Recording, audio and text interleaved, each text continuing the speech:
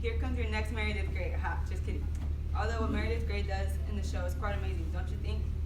But imagine in real life, it's quite scary. Having a person dying on the table is something serious because it's pretty sad, don't you think? The surgical nurse is a lot of responsibility. We don't do much. We just stand there and hand like materials to the surgeon. But we always have to be prepared just in case the surgeon needs them, like needs us. So like if you were to like have complications, he'll be like, "Oh, get in here. We have to hold like a heart or like a lung."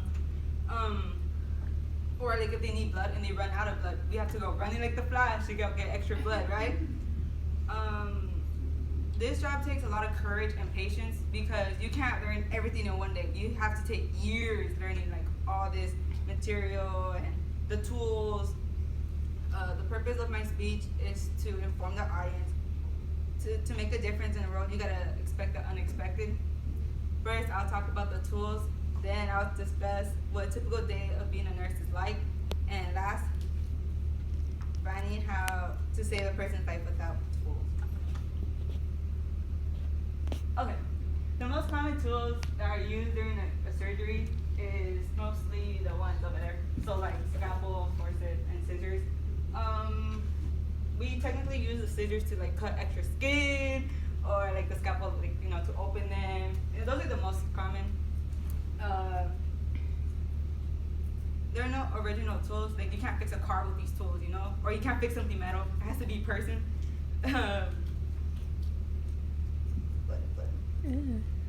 So what I'm doing, I'm just standing there, like passing the tools. These tools are important because the scalpel has to be very sharp and clean, because if not, it's gonna get like an allergic affection to it, or yeah, pretty much. Scissors, don't get me wrong, you have to cut the skin, which is pretty like scary because that's gonna hurt after when you wake up when you think about it. According to Smith, research right now using origami to print tiny surgical equipment has flexible parts which can move and bend easily in the surgical site. So this is one of them. One over here. That's basically what they're using now to do all this surgical stuff. And let me show you a video of how, like them using actually not this but the scalpel and all that. If you're like, this is very graphic. So if you can't handle blood or like fingers removed, yeah, you just gotta get out. Don't worry, I won't show much. It will show like a second. Oh, never mind. It doesn't let me. I just got lucky.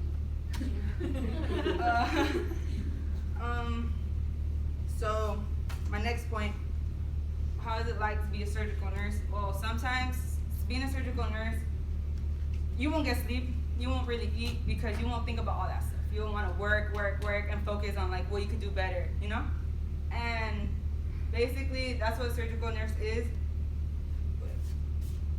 Yeah, so you basically work all night, all day, even on holidays. So if you have a special occasion, you gotta say, nope, I'm not going to that. I have to go to work. According to the book Science Direct, Science Direct, it states that residents provide Friday nights, Saturday nights, and daytime call average 3 to 4 per day month.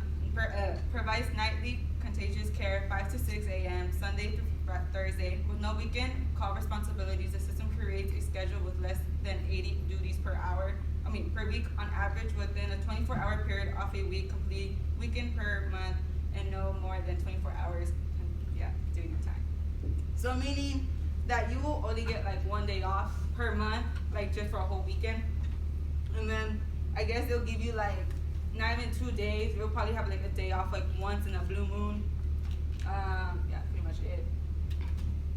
Alright, so the most important task is to love your job, right? There's patients there dying and sick patients there at the hospital. So you're not gonna see no sunlight. You're not gonna be out in the open and be like, oh, let's go party, or like, oh, let's go do this. No. You're gonna stay work and like taking care of these patients. You're basically gonna become their friend.